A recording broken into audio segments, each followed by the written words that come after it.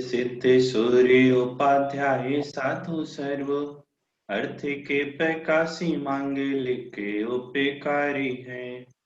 तिन्हीं को स्वरूप जाने रागते भई जो भक्ति आए को माए स्तुति को उचारी है। धन्य धन्य तुम ही सो काज सब आज भई करी जोरी बारंबार वंदे ना हमारी है। मंगल कल्याण सुख ऐसो हमने चाहत है। ओ मेरी ऐसी दशा जैसी तुम धारी है। ओ मेरी ऐसी दशा जैसी तुम धारी है। बालबोध पाठमाला के आधार से हमारी यह क्लास चल रही है। अभी भाग 2 के आधार से तीसरा पाठ कसाय, इसकी चर्चा कल हमने थोड़ी सी की थी कि जो आत्मा को कसे अर्थात दुख दे उसे कसाय कहते हैं। कसाय 4 है, क्रोध, मान, माया और लोभ। ये जो कसाय हैं आत्मा का स्वभाव नहीं है, आत्मा का विभाव है, आत्मा के विपरीत भाव है। स्वभाव के विपरीत भाव को विभाव कहते हैं। वह विभाव क्या है? कसाय, मोह, राग, द्वेष, ये आत्मा के विपरीत भाव है। इसलिए ये सभी क्या हैं? ये सभी विभाव भाव है, स्वयं भाव नहीं, आत्मा का स्वयं का भाव नहीं है। फिर राग द्वेष की बात आई थी कि किसी चीज को भला जानकर उसको चाहने लगना राग है, और किसी को बुरा जानकर उसको दूर करने की इच्छा, इसका नाम द्वेष है। एक बात आई थी कि कसाय चाहे क्रोध, मान, माया, लोभ हो, चाहे राग द्वेष रूप में कहो, ये शुभ रूप भी हैं और अशुभ रूप भी हैं। शुभ रूप होने से वह अच्छी है ऐसा नहीं है, शुभ रूप होने पर भी वह आकुलता रूप है और अशुभ रूप होने पर भी आकुलता रूप है, और कर्म बंध के हेतु होने से संसार की ही ये चारों कसाएं कारण है। क्रोध मान की चर्चा जब प्रारंभ हुई तो गुस्से को क्रोध कहते हैं। गुस्सा क्यों आता है? कि जब कोई हमारी बात नहीं मानता या हमारी इच्छा के अनुसार परिणमन नहीं होता, या हम किसी का बुरा करना चाहते हैं या हमें ऐसा लगता है कि किसी ने हमारा बुरा किया, तो जो भाव होता है दूसरे का बुरा करने का, उसको कहते हैं गुस्सा। उसके बाद मान की बात आई कि जब हम पर पदार्थों से जो वस्तु हमारी नहीं है उस वस्तु को अपना मानकर अपने को उससे बड़ा मानते हैं, उसे क्या कहते हैं? मान कहते हैं। इतनी बात कल हमारी क्लास में हो चुकी थी। आगे आज पढ़ना है, मैं आपकी स्क्रीन पर लेकर आ रहा हूं, आप उसको देखेंगे।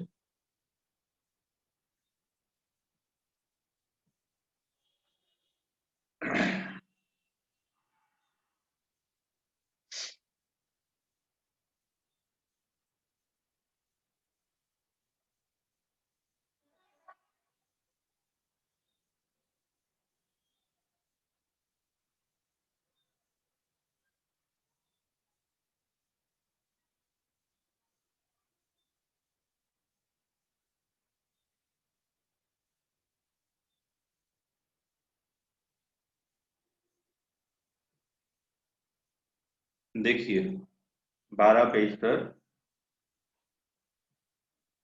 यहां से मुख्यतया जब हम ऐसा मानते हैं कि इसने मेरा बुरा किया तो आत्मा में क्रोध पैदा होता है।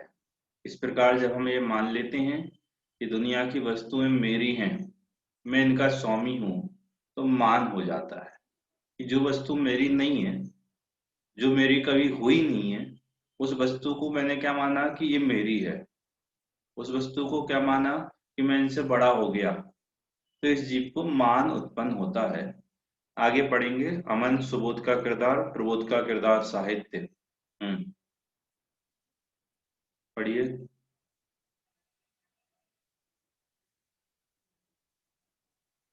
अमन साहित्य।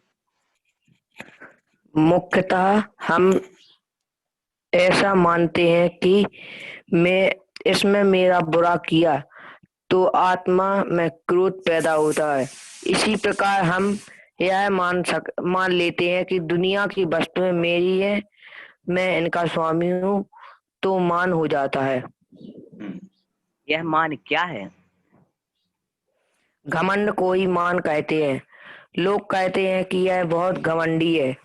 इसे अपने धन की ताकत का बहुत घमंड है। रुपया, पैसा, शरीर आदि बाह्य पदार्थ टिकने वाले तो है नहीं।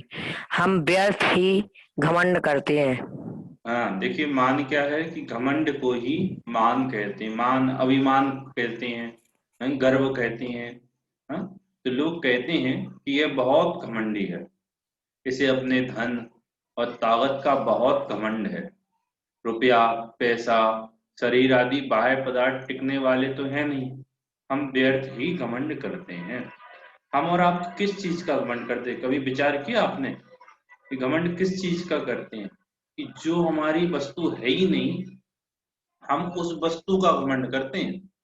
बच्चों, क्या कह रहा हूं मैं कि जो वस्तु हमारी है नहीं और जो हमारी कभी होगी नहीं, हम उन वस्तुओं का घमंड करते हैं। शरीर मेरा है, नहीं है। स्त्री, पुत्र, मकान, दुकान, नौकर चाकर आपके हैं, ये नहीं है। ये नाम आपका है, ये नहीं है। ये जो आपको क्षयोपम ज्ञान है, मतलब थोड़ा जल्दी पढ़ने से जल्दी याद हो जाता है, तो ये आपका है। हाँ यार, ये ज्ञान भाई तुम्हारा नहीं है, ये भी कर्म के क्षयोपम में प्राप्त हुआ है, कर्म के क्षयोपम के निमित्त से मिला है। जैसे ही कर्म का क्षयोपम निपटा, ये ज्ञान भी निपट जाएगा। मेरे माता बहुत मेरे पिता पता नहीं क्या है, मेरे मामा, अरे देखो कितना बढ़िया सुंदर सा शरीर है, इतनी ताकत है कि एक बार फूंक मारूं तो सारे उड़ जाओगे तुम। हैं? और हमारा पैसा देखा है आपने कितना है? तुम जैसे तो 25-50 खरीद लेंगे।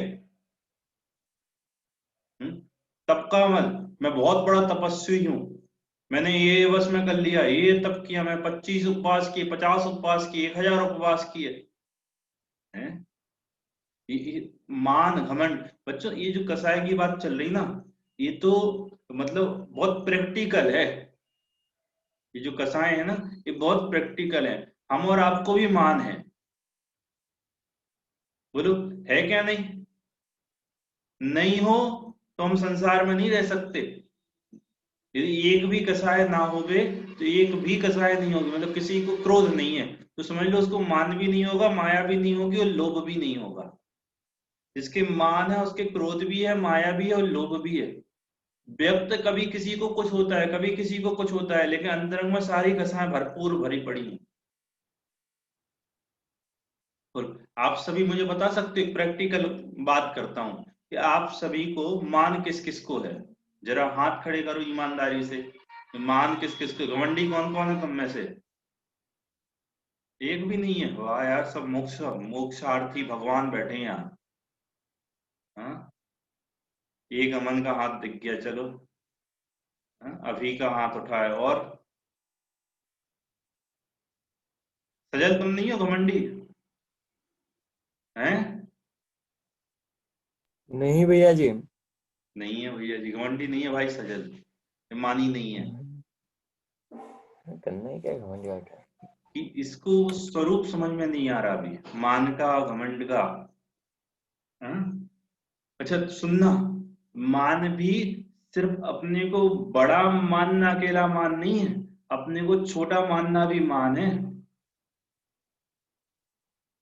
पंडित साहब की एक पंक्ति है, छोटे बड़े की भाव नाही, मान का आधार है। कि मैं छोटा हूं ये भी मान है, और मैं बड़ा हूं ये भी मान है। मैं छोटा हूं ये भी मान है, मैं गरीब हूं, कमजोर हूं, मुझे तो कुछ आता ही नहीं। आप देखो कितने ज्ञानी हो। अपने को दीनहीन मानना, पामर मानना, ये भी मान है। और अपने को क्या मानना? अपने को बहुत बड़ा मानना, ये भी मान है। वास्तव में जब हम अपने को ये स्वीकार करते हैं कि हम जो हैं, तब मान नहीं होता। हम क्या है कि हम अनंत गुणों के घनपिंड हैं। जो हम अपने को ये स्वीकार करते हैं, मतलब जब हम अपने को आत्मा स्वीकार करते हैं, ज्ञान दर्शन सुख हमारे गुण हैं, जब ये स्वीकार करते हैं तो इस जीव को मान नहीं होता। अभी तनक से पैसों का मान हो जाता है और अनंत गुणों को स्वीकार करने पर मान नहीं होता। क्यों नहीं होता? क्योंकि जो अपने को अनंत गुण वाला देखता है वह जगत के समस्त जीवों को अनंत गुण वाला दिखता है। वह देखता है कि जैसे अनंत गुण मेरे में हैं वैसे ही अनंत गुण चींटी में है, हाथी में है, सिद्ध भगवान में है। तो सिद्ध भगवान में देखे तो इसको निम्नता नहीं आती, और चींटी वगैरह में देखता है तो इसमें क्या नहीं आती? प्रभुता नहीं आती। प्रभुता मतलब मान उत्पन्न नहीं होता। और अच्छे से समझना, क्या जो आपके यहाँ काम करने वाले लोग होंगे, हाँ, जो आपके यहाँ, आप हो सकता है किसी के यहाँ कोई कर्मचारी काम नहीं करता हो, अथवा ऐसा समझ लो आपकी दुकान पर कुछ ग्राहक आते हैं बहुत कमजोर होंगे, किसी ना किसी से आज तो कोई ना कोई कमजोर मिल जाएगा ना। तो भाई साहब आपसे किसी भी रूप से कमजोर नहीं है, आप जैन हो, वो शूद्र है, भाई शूद्र की आत्मा में भी अनंत गुण है और तुम्हारी आत्मा में भी अनंत गुण है। तो बोलो कौन किससे बड़ा और कौन किससे छोटा? कौन किससे बड़ा और कौन किससे छोटा? ना कोई बड़ा ना छोटा। है ना? जब सब में बड़ा, दो गिलास हैं, दोनों गिलास बिल्कुल लबालब भरे पड़े हैं, तो बोलो कौन सा बड़ा और कौन सा छोटा? कि ना कोई छोटा और ना कोई बड़ा। ऐसी समस्त आत्मा आनंद गुणों से लबालब भरी है, किसी में एक गुण भी कम नहीं है। तो जब अपने को आत्मा देखता है और समस्त जीवों को आत्मा देखता है तो इस जीव को मान नहीं होता। और जब अपने को क्या मानता है कि जो मैं नहीं हूं उसको मैं मानता, शरीर मान लिया, है, रुपया पैसा वाला मान लिया, ये गोरा मान लिया, स्त्री पुत्र मकान या माता पिता से अपने कुल को बड़ा मान लिया, अपने को बलशाली मान लिया, धन वाला मान लिया, थोड़े से सहयोग ज्ञान से अपने को ज्ञानी मान लिया, ये मान होगा। ये तेरा नहीं है। जो पर वस्तुओं को अपनी मानता है वो चोर है। चोरी किसे कहते हैं? ये जो अपनी सामग्री ना हो, उस सामग्री को अपनी माने, अपनी कहे, अपने पास रख ले, ये तेरी सामग्री नहीं है, तूने चोरी करके अपनी मान ली। मानी चोरी करता है। आपको मतलब मानी सीख नहीं सकता, मानी बढ़ नहीं सकता, मानी विनम्रता से बैठ नहीं सकता, मानी गुरुओं के सामने भी अकड़ता है। और जो गुरुओं के सामने अकड़ेगा वो क्या सीखेगा? आती है बात समझ में? हमारा सजल भाई कह रहा है भाई हमको मान नहीं है भाई साहब। अरे सजल, अभी मैं आपसे दो चार शब्द कहूं ना तो वो आपको ठेस पहुंचेगी, वो आपके मान को ठेस पहुंची है, इसका मतलब आपके मान है। अभी मैं एक बार सबके सामने कह दूं कितना गधा है, हाँ? बिल्कुल अकल नहीं है, बुद्धि नहीं है, भुस भरा है, भुस, समझता ही नहीं है। कल भी लेट आया था और आज भी लेट आया। तो वो जो अंदर में, कह नहीं रहा हूं सजल, उदाहरण दे रहा हूं ना, तो कोई हमको ऐसा कहे ना तो क्या लगता है कि वो अंदर में जो ठेस पहुंची ना, तो कहां पहुंची? वो आपके मानी मानने पर ठेस पहुंची है। आपने जो अपने को इस शरीर वाला और सजल मान के रखा है ना, उसको एक ठेस पहुंची है। बड़े आए पंडित, हमें भी बहुत कुछ आता है, हम बड़े हो जाएंगे तो देख लेंगे, ना देखत के ना दिखात के, हैं? ये हमारे मान को ठेस पहुंची। संसार में समस्त, वो एक जो चींटी है ना, चींटी, वो भी मानी है। क्या है उसके पास? कुछ नहीं है, उसके भी सारी कसाएं हैं, अपन से ज्यादा हैं, अपन से ज्यादा कसाए है उसमें। ये जो पेड़ खड़ा ना, पेड़, पानी में जीव बह रहा है, जल, अग्नि में जीव, ये सबके कसाए हैं, व्यक्त नहीं होती। क्या नहीं होती? इनके व्यक्त नहीं होती, हमारे व्यक्त हो जाती है, लेकिन कसाए तो हैं। कसाए किसको नहीं होती? ये मंद होती है मुनिराजों के, और खत्म किसके होती है? अरिहंतों के। मुनिराजों के कसायों की मंदता होती है, और ऊपर जाके उसका अभाव होता है क्रमशः। जब तक हमें सम्यक दर्शन रत्नात्रय की प्राप्ति नहीं होती तब तक कसायों का अभाव प्रारंभ नहीं होता। कसायों का स्वरूप बदलता रहता है, कभी थोड़ी मंद बढ़ती, कभी तीव्र होती, लेकिन अभाव नहीं होता। किसी के हो सकती है बिल्कुल कम कसाय हो, लेकिन कसाय तो होगी। तो मान सबको समझ में आया? मान, मानी का कोई सम्मान नहीं करता। एक पंडित साहब कोटेशन है, चाहो तो लिख लो अपनी कॉपी पर। अभिमान पूर्वक किए गए अच्छे कार्यों से भी, अभिमान पूर्वक किए गए अच्छे कार्यों से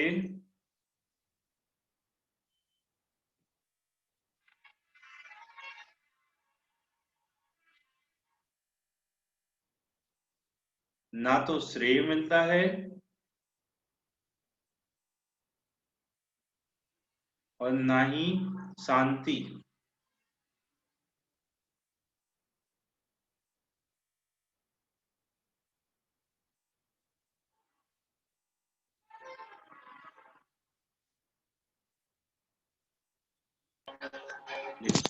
भाई साहब ना ही श्रेय मिलता है उसके आगे।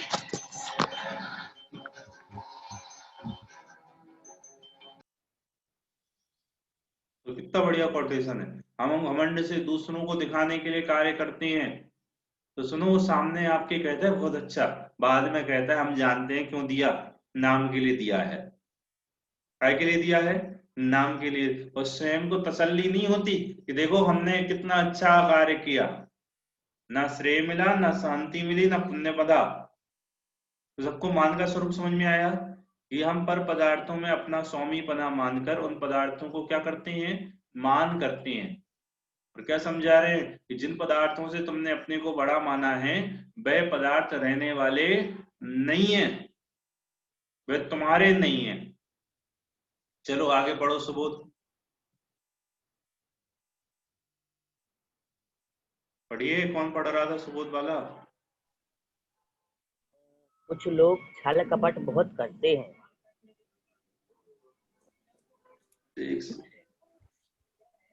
कुछ लोग छल कपट कुछ बहुत। लोग छल कपट प्रबोध साहित्य।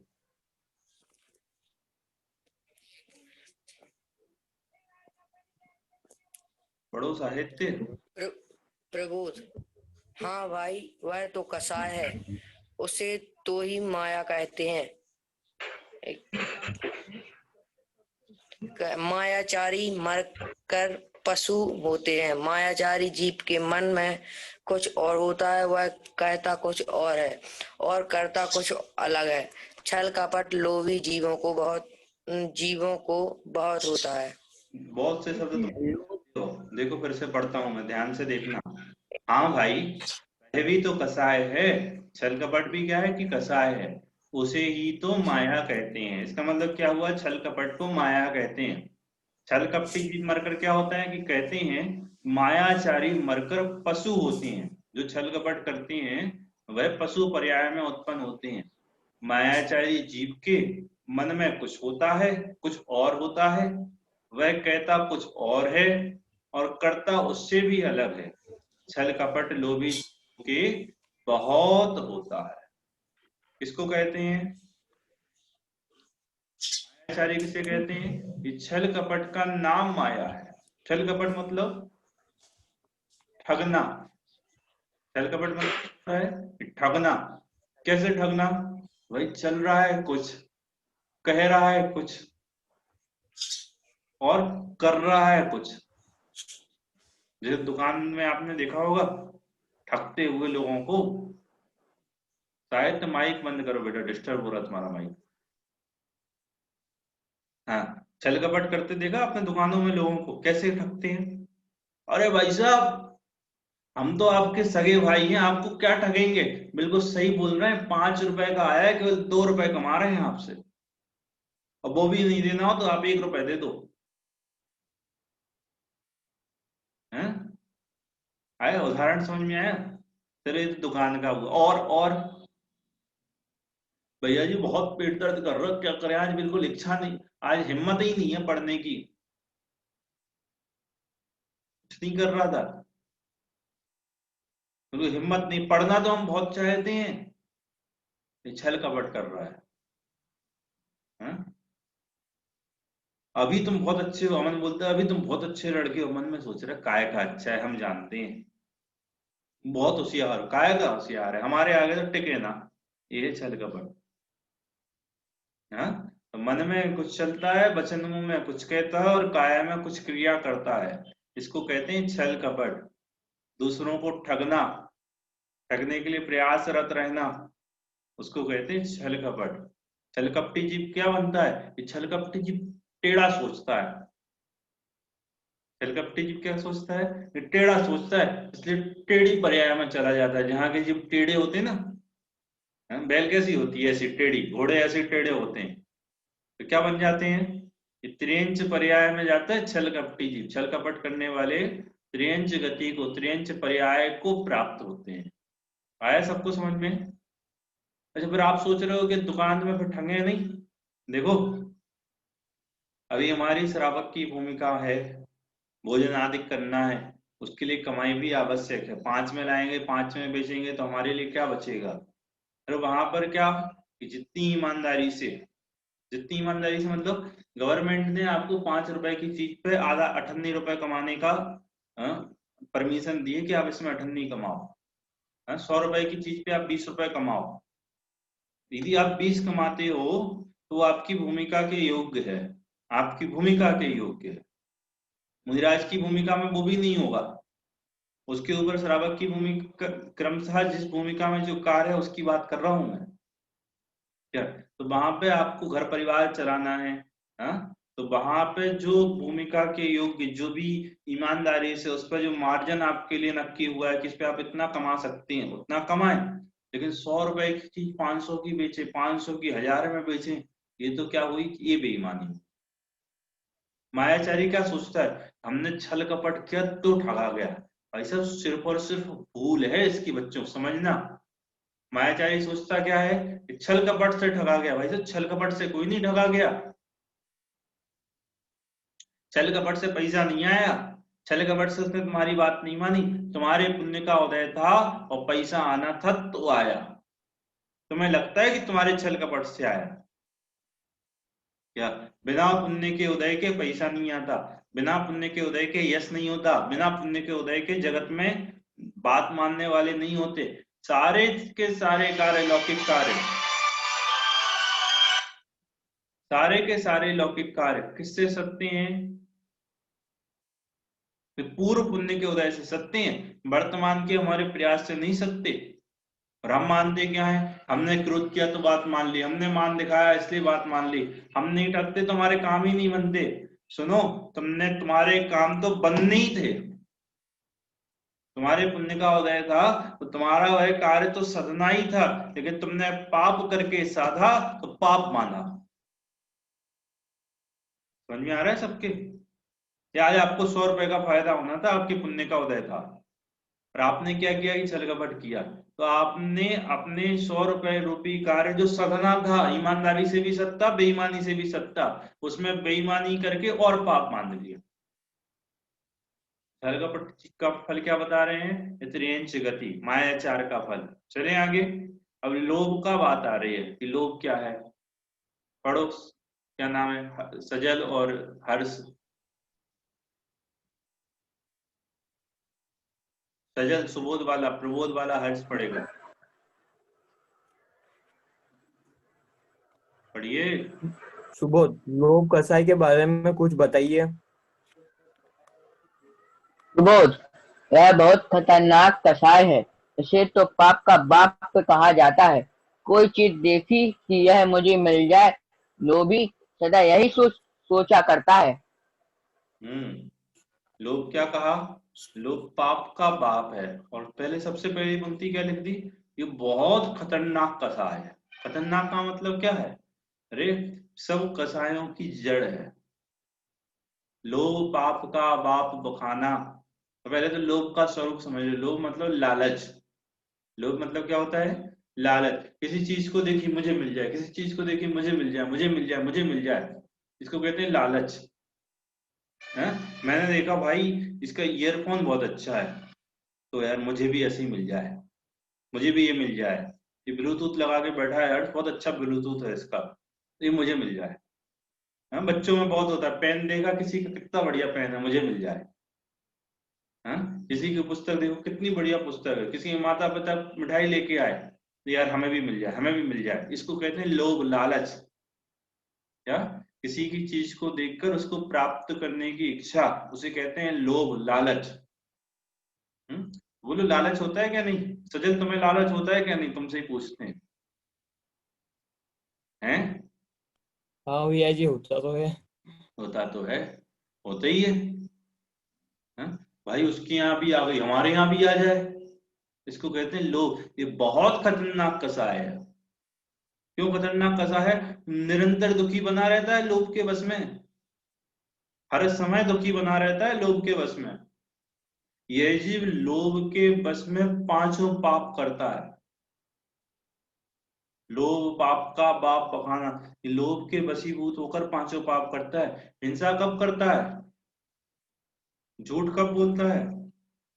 चोरी कुशील परिग्रह कब करता है? देखो लोभ के वश होकर हिंसा कैसे करता है। कोई चीज इसको अच्छी लगी, अब उसको चाहिए, सामने वाला नहीं दे रहा तो हिंसा करेगा। हिंसा किया ना लोभ के वश में। झूठ कैसे बोलेगा? झूठ ठगने के लिए। क्या? देखो भाई मेरी है, मैं कह रहा हूं मेरी है, झूठ बोल रहा है, इसकी नहीं है तो भी मेरी है। उनने तो ऐसा कहा था मेरी है। किसी ना किसी रूप से प्राप्त करने के लिए उसको झूठ भी बोलेगा, लोभ के लिए, सामग्री की प्राप्ति के लिए। हिंसा से काम नहीं बना, झूठ से काम नहीं बना, फिर क्या करेगा? नहीं दे रहा तो चलो चोरी कर लेते हैं, तो चोरी है। और कुसीत, उसके प्रति जो इसने अपनी निगाहें बिगाड़ी हैं, उस वस्तु को देखकर इसने जो अपने परिणाम बिगाड़े हैं, तो कुशील किया। और सामग्री को प्राप्त करके इसने अपना परिग्रह बढ़ा लिया, तो परिग्रह किया। तो देखो लोभ के वश में इस जीव ने पांचों पाप किए। हाँ? आशा पास महा दुख गामी।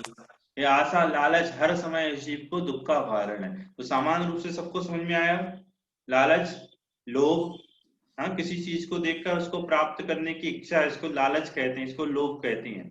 इसको पाप का बाप क्यों कहा? क्योंकि इसके वश होकर यह जीव पांचों पापों को ही करता है। बहुत खतरनाक कसा है, हमेशा यह जीव इससे दुखी बना रहता है। तो चार कसायों का स्वरूप अभी यहाँ पर पूर्ण हुआ। शायद पूछो, कुछ पूछ रहे हो? एक बार लोग लोग एक बार फिर से बताना थोड़ा, अभी आप जो बोल रहे थे। अच्छा, लोभ मतलब लालच, ये तो समझ में आता है। हम नहीं, अभी आपने एक पंक्ति बोली थी। आशा पास महा दुख दान, यही हाँ, यही वाली। आशा रूपी पास महा दुखदानी, सामान्य कथन है। आशा पास बहुत दुखदानी है, दुखकारी है, सामान्य कथन।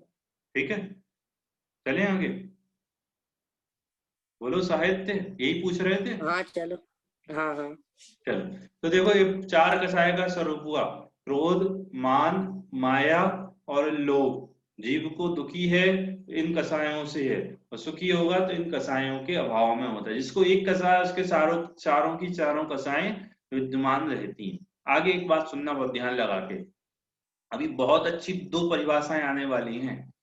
कसाएं उत्पन्न क्यों होती हैं और कसाएं मिटे कब। उसके पहले मैं एक बात और आपको बता रहा हूं कि ये जो कसाएं है ना, एक किसी को तीव्र होती हैं, किसी को मंद होती हैं, किसी को ज्यादा होती हैं, किसी को कम होती हैं।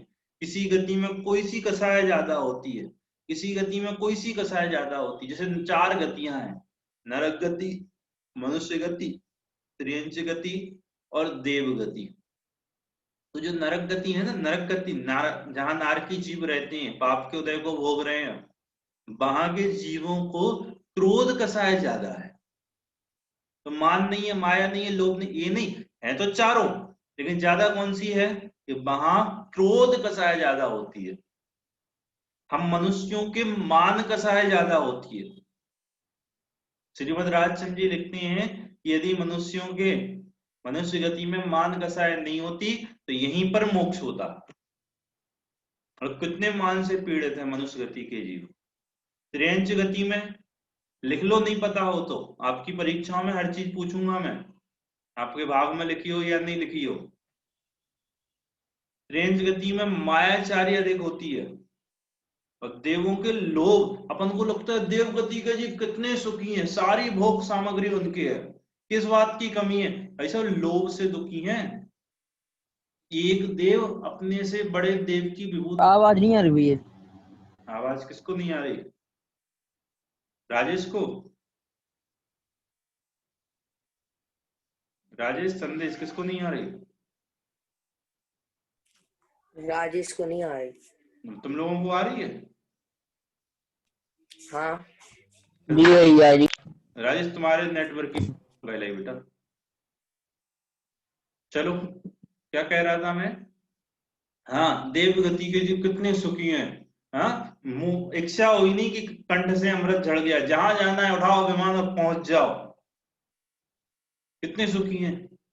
हाँ, कितनी देवियां हैं भोगने के लिए, कितने बड़े बड़े महल हैं। हाँ, कितनी बड़ी आयु है। अरे भाई, वह लोभ से महा दुखी है। सबसे बड़ी कसाय जो है ना, सबसे खतरनाक कसाय, वो उनकी ज्यादा पाई जाती है। जब अपने से बड़े देवता की विभूति को देखते हैं तो निरंतर दुखी होते हैं, हमसे बड़ा हमसे बड़ा हमसे बड़ा, हमेशा दुखी बने रहते हैं। 4 गतियों में, नरक में क्रोध अधिक है, क्रोध की मुख्यता, मनुष्यों के मान की, त्रियंचों के माया की, और देव गति के जीवों को लोभ कसाय की मुख्यता होती है। अब देखो, बहुत सुंदर 2 परिभाषाएं आ रही हैं। कसाय उत्पन्न कैसे होती हैं और कसाय मिटें कैसे, सब ध्यान लगा के देखेंगे। चलिए, हाँ, इसको पढ़ेगा, क्या नाम है, संदेश आ गया। चलो वही पढ़ो अभी जो पहले पढ़ रहे थे, हर्ष और क्या नाम है उसका, पढ़िए। हर्ष और अभी सुबोध।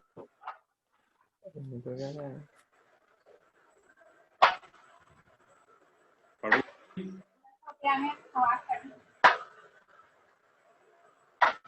ये कौन पढ़ा पढ़े? हाँ पढ़ो अभी। सुबोध सुबोध, यह तो सब ठीक है कि कसाई बुरी चीज है, पर प्रश्न तो यह है कि ये उत्पन्न क्यों होता है और मिटेगा कैसे, मिटे कैसे। सुबोध, मिथ्यात्व, उल्टी मानता के कारण पर पदार्थ या तो इष्ट अनुकूल या अनिष्ट प्रतिकूल मालूम पड़ते हैं। मुख्यतः इसी कारण कसाय उत्पन्न होती है। जब तत्वज्ञान के अभ्यास से पर पदार्थ न तो अनुकूल ही मालूम हो या न प्रतिकूल, तब मुख्यतः कसाय भी उत्पन्न न होगी। देखो अब मैं पढ़ता हूँ, ध्यान देना आप लोग। मिथ्यात्व, उल्टी मान्यता के कारण पर पदार्थ या तो इष्ट या अनिष्ट मालूम पड़ते हैं, मुख्यतया इसी कारण कसाएं उत्पन्न होती हैं। एक प्रश्न का उत्तर कि कसाएं क्यों उत्पन्न होती हैं, कि मिथ्यात्व के कारण पर पदार्थ इष्ट या अनिष्ट मालूम पड़ते हैं, मुख्यतया इसी कारण कसाएं उत्पन्न होती हैं।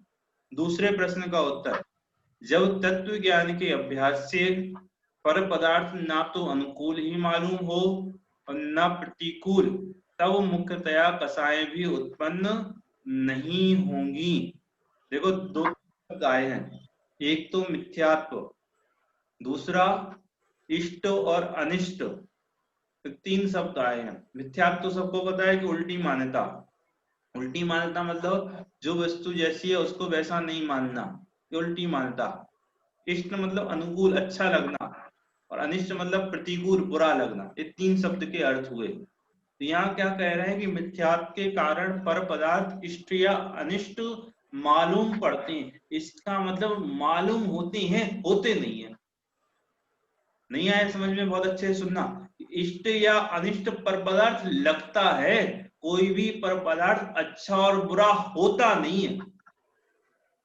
जगत की कोई भी वस्तु ना अच्छी है और ना बुरी है, वह तो जैसी है वैसी है। बोलो बिच्छू अच्छा क्या बुरा, बिच्छू तो बिच्छू है। अच्छा, बिच्छू तो बिच्छू है, सांप तो सांप है, शक्कर तो शक्कर है, पंखा तो पंखा है, ठंडी तो ठंडी है, गर्मी तो गर्मी है। वस्तु तो जो है वैसी है, ना वो अच्छी होती है और ना बुरी होती है। हम उसको अच्छा और बुरा मानते हैं। क्या शक्कर अच्छी क्या बुरी, शुगर के पेशेंट को बुरी और हमको और आपको अच्छी। पंखा अच्छा क्या बुरा, गर्मियों में अच्छा और ठंडियों में बुरा। भाई पंखा तो पंखा है, हमने उसको अच्छा और बुरा अपनी कल्पना, अपनी मान्यता से माना है। बुरी तो कसाएं हैं, अच्छा तो कसायों के अभाव में बीतराग भाव है। समझना, पहली बात मैं क्या समझा रहा हूं कि कोई भी वस्तु जगत की ना तो अच्छी होती है और ना ही बुरी होती है। मिथ्यात्व के कारण, उल्टी मान्यता के कारण वह अच्छी और बुरी लगती है। मिथ्यात्व मतलब जो वस्तु जैसी है उसको वैसा नहीं मानना। तो वस्तु ना अच्छी है और ना बुरी है, उसको अच्छा और बुरा माना। तो जब अच्छा मानते हैं और बुरा मानते हैं तो कसाएं उत्पन्न होती हैं। मैंने माना ये साहित्य बुरा है तो मुझे साहित्य के प्रति क्रोध होगा। मैंने माना कि हर्ष का ईयरफोन अच्छा है तो उस ईयरफोन के प्रति मुझे लोभ होगा। मैंने माना कि रुपया पैसा मेरा है तो मुझे मान होगा। मुझे लगा ये सामग्री मुझे मिल जाए जैसे बने वैसे तो मैं छल कपट करूंगा। साहित्य तो साहित्य है, ना अच्छा है ना बुरा है। ईयरफोन तो ईयरफोन है, वह तो अपने में है। शरीर तुम्हारा नहीं है, तुमने अपना मान लिया, तुमने सोचा ठग लोगे, तुम नहीं ठग पाओगे। तो बात समझ में आ रही है। एक जगत का कोई भी पदार्थ, देखो पूजन आपने शायद बहुत से विद्यार्थियों ने पढ़ी होगी, प्रसिद्ध पूजन है। क्रोध कैसे उत्पन्न होता है, ये लिखा है वहां, जड़ चेतन की सब परिणति पे वो अपने अपने में होती है, अनुकूल कहें प्रतिकूल कहें, ये झूठी मन की वृत्ति है। जड़ चेतन की सब परिणति प्रो, जड़ मतलब उद्गल चेतनता रहित जिसमें ज्ञान दर्शन नहीं है ऐसी सामग्री, उसका परिणमन उसमें होता है। जो ज्ञान दर्शन सहित है उनका परिणमन उनमें होता है। सबका परिणमन अपने अपने में स्वतंत्र और स्वाधीन होता है। अनुकूल कहें प्रतिकूल कहें, ये अच्छा है ये बुरा है, ये झूठी मन की वृत्ति है, झूठी मन की कल्पना है। प्रतिकूल संयोगों में क्रोधित होकर संसार बढ़ाया है। प्रतिकूल परिस्थितियों में जो बुरी लगी उनको क्रोधित होकर हमने क्या बढ़ाया, अपना संसार ही बढ़ा लिया। तो यहाँ पे दो बातें तीन बातें क्या कह रहे हैं कि मिथ्यात्व के कारण जब पदार्थ अच्छा और बुरा लगता है, इसका मतलब पदार्थ अच्छा बुरा है नहीं, तुम्हारी विपरीत कल्पना से अच्छा और बुरा लगा तो कसाएं उत्पन्न होती हैं। एक बात हुई। अब कैसे मिटें कसाएं? तत्व ज्ञान के अभ्यास से। तत्व ज्ञान के अभ्यास से मतलब जो वस्तु जैसी है उसको वैसा मानना, इसका नाम है तत्व ज्ञान। मिथ्यात्व के विपरीत क्या लगा, तत्व ज्ञान। तो तत्व ज्ञान के अभ्यास से जब पदार्थ अच्छे और बुरे नहीं लगेंगे, इष्ट और अनिष्ट मालूम नहीं होंगे, तब कसाएं भी उत्पन्न नहीं होंगी। तो हमें बाहर में कोई परिस्थिति अच्छी और बुरी लगती हो तो क्या विचार करना, भाई ये परिस्थिति तो ऐसी ही है, ना अच्छी है और ना बुरी है, तो आप दुखी नहीं हो सकते। फिर आप दुखी, कोई आपको दुखी नहीं कर सकता। मैंने इसको कुछ कहा, किसको, अमन को, देखो कितने बुरे हैं, क्या कहते हो, क्या विचार करो, भाई हमारे कर्म का उदय ऐसा ही था, इसमें अच्छे बुरे की सोच ही नहीं है, तो आप दुखी नहीं हो सकते। क्यों? वो कुछ अच्छा बुरा होता ही नहीं है ना, जो वस्तु जैसी है वैसी है। एक आचार्य विशुद्ध सागर, उनका एक कोटेशन है, जो है सो है, जो है सो है, जो जैसा है वो वैसा है, जो जैसा है वो वैसा है, उसमें अच्छा बुरा है ही नहीं। हम जो अच्छा बुरा मानते हैं तो वह हमारे मन की झूठी कल्पना है, उससे कसाएं उत्पन्न होती हैं। और तत्व ज्ञान के अभ्यास से जब हम पर पदार्थ को अच्छा और बुरा नहीं मानते तब कसाएं भी उत्पन्न नहीं होती। मैं पढ़ रहा हूं फिर से। मिथ्यात्व के कारण पर पदार्थ या तो इष्ट या अनिष्ट मालूम पड़ते हैं, मुख्यतया इसी कारण कसाएं उत्पन्न होती हैं। जब तत्व ज्ञान के अभ्यास से पर पदार्थ ना तो अनुकूल ही मालूम हो न प्रतिकूल, तब मुख्यतया कसाएं भी उत्पन्न नहा होंगी। सुबोध कहता है अच्छा, तो हमें तत्व ज्ञान प्राप्त करने का अभ्यास करना चाहिए, उसी से कसाएं मिटेंगी। हाँ हाँ, सच बात तो यही है। आप तो वस्तु के स्वरूप का विचार करने का प्रयास करो तो आपके कसाएं उत्पन्न नहीं होंगी। अभी कुछ प्रश्न हैं, इनको आप अपनी कॉपी पर लिखेंगे और जो परिभाषाएं इस पाठ में आई हैं उन सबको आप सभी तैयार करेंगे।